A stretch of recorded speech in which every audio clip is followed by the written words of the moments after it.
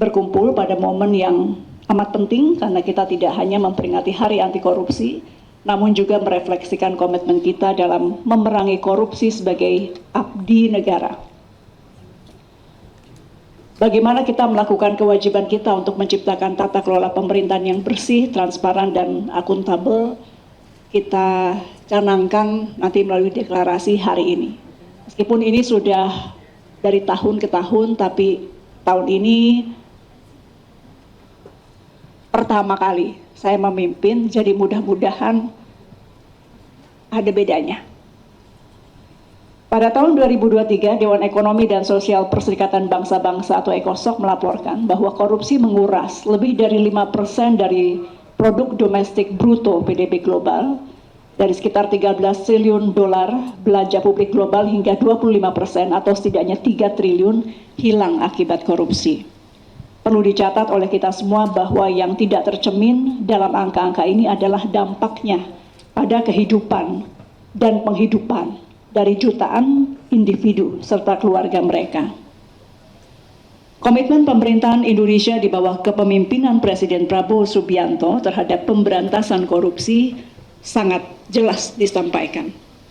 Dalam Asta Cita ke-7, Presiden menegaskan perlunya memperkuat reformasi politik, hukum, dan birokrasi, serta menegaskan pencegahan dan juga pemberantasan korupsi dan narkoba sebagai prioritas nasional.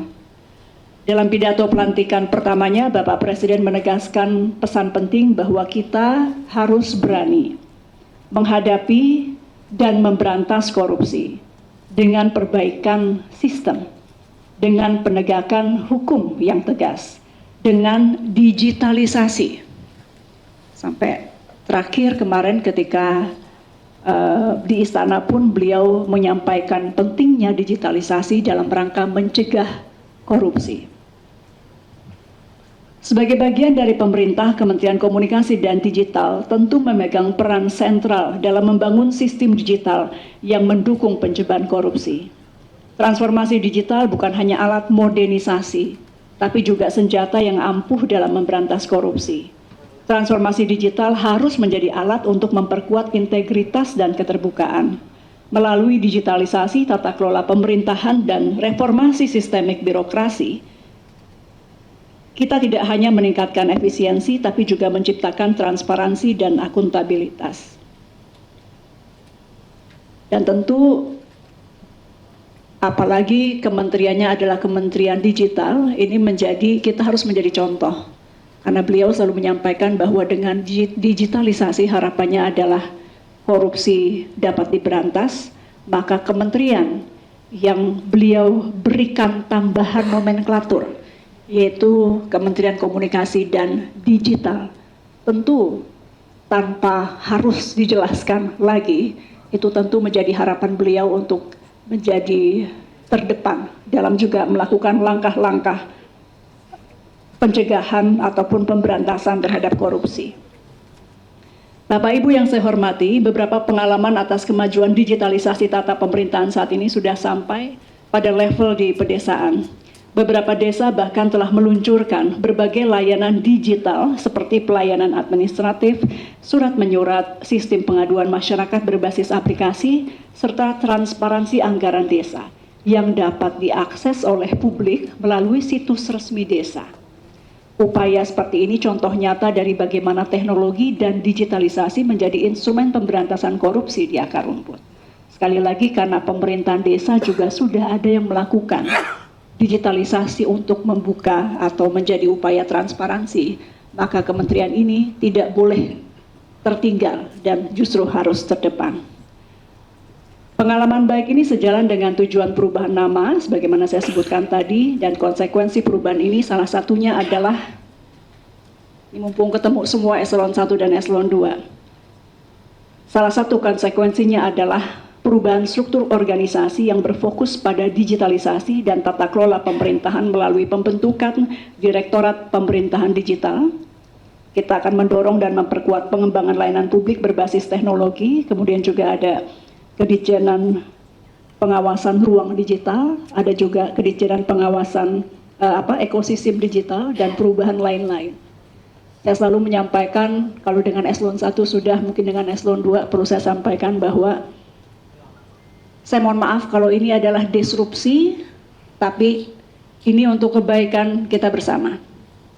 Pak Doni tadi menyampaikan, ayo kita berubah, dan mungkin perubahannya dimulai, karena memang ini pergantian nama nomenklatur, maka di bawah mengikuti, jadi kita mulai dengan menata ulang organisasi kita.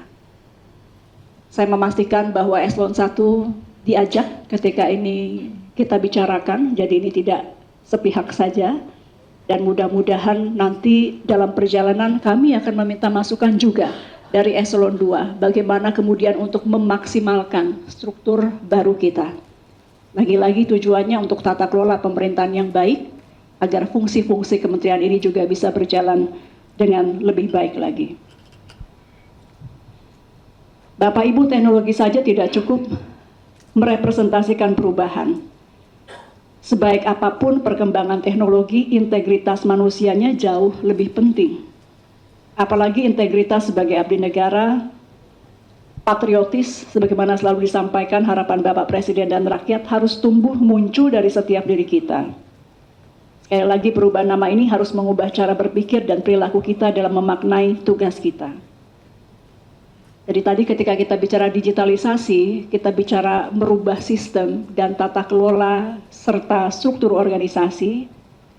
Kalau kitanya manusianya, tadi sebagaimana disampaikan Mas Doni, tidak mau berubah, maka semua ini akan menjadi sia-sia. Jadi tentu yang paling utama adalah integritas dari SDM-nya. Kita semua yang hadir di sini punya kewajiban itu, punya amanah untuk kemudian mau berubah menjadi lebih baik lagi. Tadi sudah disampaikan catatan-catatan di dalam 2023, saya tidak akan ulangi, ada 3 batu terjal yang telah kita lalui, tadi disampaikan Pak Irjen dan Pak Doni, dan itu menjadi catatan kita ke depan di tahun 2025. Agar insya Allah tahun 2025 menjadi tahun di mana nama dari Kemkomdigi agar bisa lebih dipandang